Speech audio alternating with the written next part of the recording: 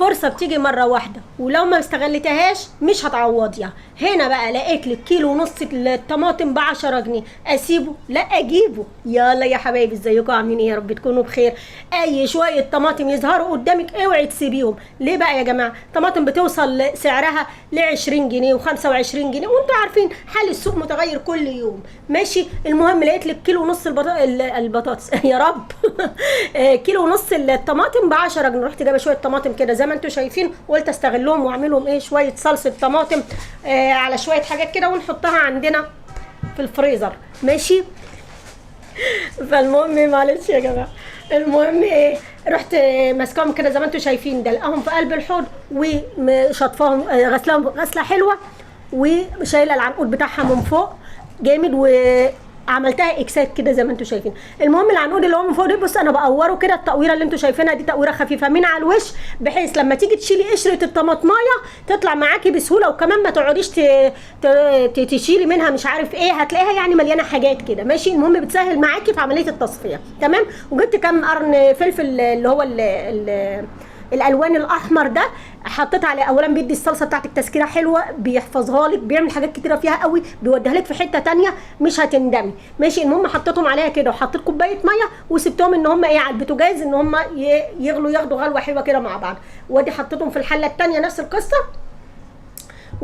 بحط حوالي نص كوبايه، وممكن على فكره ما تحطيش خالص، ما فيش مشكله خالص. الموضوع ده يا جماعه على قد ما هو هيتعبنا يوم، بس هيريحك كتير قوي قوي في موضوع المصاريف. هنا حطيت شويه طماطم كده في حله لوحدهم، وقطعت عليهم بصلايه وكم فص توم كده، وسبتهم ايه برده ياخدوا غلوه حلوه على السخان الصغير ده. يا جماعه هنعمل معانا ايه؟ هنعمل شويه صلصه بيتزا برده ينفعونا في وقت زنقه. ماشي. المهم ادي كانت الطماطم بتاعتنا خدت الغلوه بتاعتها وسبتها تهدى شويه. ماشي. وبدات ان انا اقشرها كده، شفت القشر بيطلع ازاي بمنتهى السهوله معاكي. وهقول لك هنعمل شويه حاجات حلوه قوي كمان. ماشي. يعني خليكي تستفيدي حتى من القشر كمان، ما تقلقيش انت معايا هتستفيدي من كل حاجه. المهم عملنا خلاطه اهو، بحيث ان انا هعمل كل الموضوع بنفس الطريقه كده، عشان بس ما اطولش عليكي الفيديو. تمام. انا مش هعمل كل الكميه دي في الفيديو. تمام. ومسكتها عصرتها كده، وهحطها اصفيها زي ما هتشوفي كده. وكنت جبت حله تانية اكبر من دي، لان لقيت دي صغيره على المصفى، وهنصفيها كده وهوريكي البذور والقشر والحاجه اللي بتطلع لازم تتصفى. يا جماعه بصوا ده كله بيخش على الكلى والكبد والحاجات دي، وبيعمل لك عسر هضم واملاح وحاجات كتيره. تصفيه الطماطم مهمه جدا جدا جدا، وهنعمل الطماطم كلها بنفس الطريقه اهي. بعد ما عصرناه، ومعلش يا جماعه صوتي تعبان شويه، بعد ما عصرناها اهي هنجيب شويه معلقه ملح ومعلقتين سكر كبار وشويه بابريكا ماشي. وهنقلبهم تقليبه حلوه كده، ونرفعهم على البوتاجاز ياخدوا غلوه حلوه قوي قوي قوي، يتسبكوا مع بعض كده. تمام. بصوا بقى اللي طلع معانا يا جماعه، بص اللي انت بيخش معدتك ده، كل الحاجات كلها دي بتخش الكلى وتخش المعده، فاحنا بنحافظ على نفسنا. لا اله الا الله لا اله الا الله. في ايه المهم جبنا بقى اللي احنا هنعملها صلصه بيتزا نفس الطريقه. قشرنا الطماطم وحطينا القشر على جنب اهو، وهنعصرها كلها في قلب بعضها مع البصل ومع الثوم، وهنديها ضربه حلوه قوي. اضرب الطماطم كلها ضربه مبرحه، ما تلاقيش اللي يحوش عنها، فاهماني؟ عايزاها تطلع ناعمه وجميله كده. بصي يعني شغل المعلم لابنه. لا تروحي تشتري برطمان الصلصه بالشيء الفلاني، خلي بالكم القوطه كل يوم في متغير. ليه بقى؟ النهارده ب10، بكره ب20، بعد بكره مش عارف بكام. يوم ما تلاقيها ترخص وشويه كده يجوا في ايدك اوعي تسيبيها، لان فعلا الاسعار بتعلى يا جماعه. ماشي. المهم زي ما انتم شايفين كده بقشرها بمنتهى السهوله، واحط في الخلاط، واحط عليها شويه ميه من اللي هي ايه نازله من الطماطم، كله منه فيه. تمام كده. هنا جبنا شويه زيت زيتون زي ما انتم شايفين كده، وهنحط عليهم معلقه ثوم مهروس. تمام. وهنبدا ان احنا ايه ناخدها تشويحه بسيطه خالص. اوعي تخلي التومه تحمر منك، انا عايزه التومه بيضه زي ما هي. بصي انا باخدها تشويحه الهوا كده، تشم الزيت الزيتون، تاخد من الزيت الزيتون. بصي اهي. وهاجي اهو مدلقه عليها الصلصه بتاعتنا زي ما انت شايفه كده اهو. بصي والله سهله جدا وبسيطه. معلقه سكر على معلقه ملح، على معلقه بابريكا، على نص معلقه نعناع، على الزعتر بتاعنا اللي هو الناعم. عندك ريحان تمام، شويه توم بودر على شويه بصل بودر، العمليه بقت زي الفل. ادي عندك صلصه البيتزا هتعمليها وتحطيها في الثلاجه عندك وقت ما تعملي بيتزا. على فكره بتتباع غاليه جدا، البطرمان بتاعها غاليه جدا جدا جدا، والله بتتباع على النت غاليه قوي. فايه المشكله ان انت تجيبي 2 كيلو وتعمليهم؟ يوفروا عليكي كتير قوي قوي قوي. البيتزا بره غاليه يا جماعه، والحاجه دي غاليه، وكل حاجه بتغلى يوم عن يوم. ماشي اهي، بص ادي صلصه البيتزا معانا، طلعت معانا بمنتهى السهوله خالص.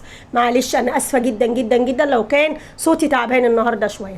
ماشي، المهم عبيناهم كده في بطرمان بس بعد ما تبرد، ها خليتها تبرد خالص وعبيتها في بطرمانات زي ما انت شايفه كده. عملت معايا بطرمانين حلوين قوي قوي قوي، ينفعوني يعني، ممكن يقعدوا عندي فتره طويله. حطوهم عندك في الثلاجه في الفريزر هينفعوكي مش هيقولوا لا. تمام كده. ادي يا ستي صلصه البيتزا بتاعتنا. حسيتي ان انت تعبتي، ممكن تعملي ده في يوم وده في يوم، مش شرط. بس عايزه اقول لك ان مجهود يوم هيوفر عليكي حاجات كتير قوي في المصاريف، في المجهود اليومي هيوفر عليكي حاجات كتيره قوي قوي قوي، وانت الكسبانه والله. معلش تعبي يوم مش مشكله. تمام كده. ادي بطرمانات الصلصه زي ما انت شايفه جميله، بسم الله ما شاء الله عليها اهي. تشتري بقى البطرمان ده بكام من بره اهو، حطيهم عندك مفيش مشكله.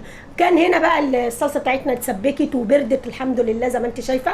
انا ما بسبكهاش قوي قوي يعني، بس بسبكها تسبيكه حلوه تمشي معايا. تمام كده اهي. وهاخدها كده احطها في الاكياس. كانت بردت شويه يعني، كانت لسه ايه، لسه يعني بتقول يا هادي وانا مستعجله طبعا لان انت عارفه ان اليوم كده كان مليان. تمام كده حبايبي. وحطيها بقى عندك في اكياس، حطيها في علب، حطيها مش عارف ايه. انا ليه حطيتها في اكياس؟ لان انا لسه هجيب طماطم وهصلصها صلصه محشي وهنعملها مع بعض ان شاء الله بحيث ان انا استخدم العلب. تمام كده. اللهم صل وسلم وبارك على سيدنا محمد يا رب. في صوتي النهارده تعبان جدا جدا جدا يعني، الحمد لله. المهم زي ما انت شايفه كده هنعبيها مع بعض. تستني عليها لما تبرد خالص. خرجي الهواء من الكيس حلو قوي، ما تخليش الكيس فيه هواء. هتقعد معاكي سنه واتنين في الفريزر. كل ما تلاقي شويه طماطم كده حاولي تصلصيهم، توفري على نفسك مجهود، توفري على نفسك فلوس كتيره قوي قوي. الطماطم دي مجنونه مجنونه يا قوطه كده يعني فاهمني؟ لو وصلنا لحد هنا يا جماعه ما تنسونيش بدعوه حلوه، وما تنسونيش في اللايك والشير الحلوه بتاعتكم. التعليق والله يا جماعه ما هيكلفكم حاجه، اللايك ما هيكلفكم حاجه يا جماعه خالص، بس ده دعم لينا وللصفحه بتاعتنا ان احنا نعمل كل حاجه، كل جديد، حاجات حلوه توفر علينا وقت ومجهود، حاجات كده دعم ليا نفسي يعني المهم يا جماعه انا والله بحبكم في الله. اتمنى ان انا الفيديو الجاي اعمل لكم حاجات احلى واحلى ان شاء الله.